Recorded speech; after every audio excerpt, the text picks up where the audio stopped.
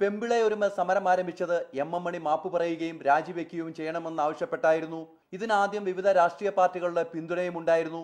എന്നാൽ സമരത്തിന്റെ തുടക്കം മുതൽ തന്നെ പെമ്പിള ഒരുമയുടെ ശക്തിയായിരുന്ന മൂന്നാറിലെ തോട്ടം തൊഴിലാളികൾ സഹകരിച്ചിരുന്നില്ല. അവരുടെ പിന്തുണ കൂടി ലഭിക്കുവാൻ വേണ്ടിയാണ് തൊഴിലാളികൾക്ക് ഒരേക്കർ ഭൂമി എന്ന മുദ്രാവാക്യം കൂടി ഉയർത്തുന്നത്. ഇതിന് വിവിധ സംഘടനകളുടെ പിന്തുണയുമുണ്ട്.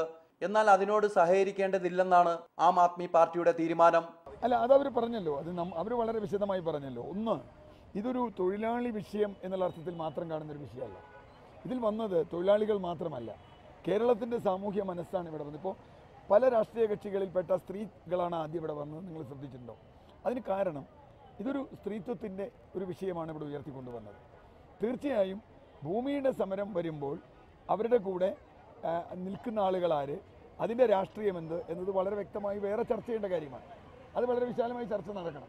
ഭൂസമര രംഗത്തുള്ള വിവിധ സംഘടനകൾ വരും ദിവസങ്ങളിൽ മൂന്നാറിലെ സമരവേദിയിൽ എത്തുമെന്നും അങ്ങനെ സമരം കൂടുതൽ ശക്തമാക്കാമെന്നാണ് പെമ്പിള ഒരുമ പ്രവർത്തകർ കരുതുന്നത്.